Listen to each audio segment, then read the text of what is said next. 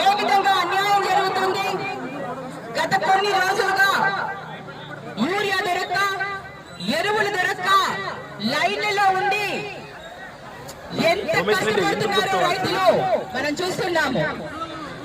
ఇంకొక పక్కన పండిన పంటకు ధర లేక ఉల్లి కానీ, మిరప కానీ, పొగాకు కానీ, పత్తి కానీ ఏ పంటకి కూడా ధర లేక రైతులు ఆత్మహత్య చేసుకుంటున్నారు. ఇవన్నీ కూడా ప్రభుత్వానికి కనిపించట్లేదు. ఎంతసేపు మేమన్నీ సరిగా ఇస్తున్నాము, సరిగ్గా చేస్తున్నాము అంటారు. మరి ఇవన్నీ సరిగ్గా చేస్తే ఈ రోజు లక్షల మంది రైతులు రోడ్ల మీదకి రారు. మీ ప్రభుత్వం మీద వ్యతిరేకత చూపించారు.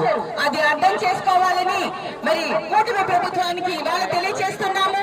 ప్రతి ఒక్క దగ్గర వైఎస్ఆర్సీపీ హయాంలో వైఎస్ జగన్మోహన్ రెడ్డి గారు ప్రతి రైతుకి క్రమం తప్పకుండా ఎన్ని కష్టాలు ఉన్నా, కరోనా లాంటి మహమ్మారి కష్టాలు ఉన్నా కూడా ప్రతి ఒక్కరికి సమయానికి రైతుకి ఆర్థిక సహాయం చేశారు.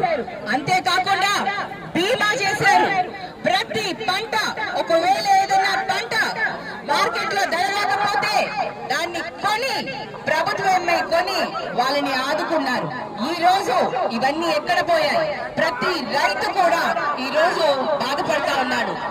మంచి ప్రభుత్వాన్ని వదులుకున్నాము, వైఎస్ జగన్మోహన్ రెడ్డి గారు లాంటి ఒక ముఖ్యమంత్రిని వదులుకున్నాము ఈ రోజు అని ఎంత బాధపడుతున్నారు. ఈ రోజు రైతుల ఆత్మహత్యలు చూసైనా చంద్రబాబు నాయుడు గారు కదిలి ముందుకు రావాలి. యూరియా, ఎరువులు అన్ని ఇస్తూ పంటకు గిట్టుబాటు ధర ఇవ్వాలి, అలాగే నష్టపరిహారం ఇవ్వాలి అని ఈ రోజు వైఎస్ఆర్సీపీ పార్టీ తరఫున మేమందరం కూడా డిమాండ్ చేస్తున్నాము. ఈ రోజు మరి ప్రజలందరూ కూడా, రైతులందరూ కూడా వాళ్ళ బాధల్ని ఇక్కడ వినతి పత్రంలో పెట్టడం జరిగింది. వాటిని ఇప్పుడే సబ్ కలెక్టర్ గారికి అందించడం జరిగింది. మరి ఇప్పుడైనా వైఎస్ఆర్సీపీ చేసిన ఈ ఉద్యమానికి ప్రభుత్వం కదిలి వస్తుందని ఆశిస్తున్నాను. తప్పకుండా రైతుల్ని ఆదుకోవాలని డిమాండ్ చేస్తున్నాము.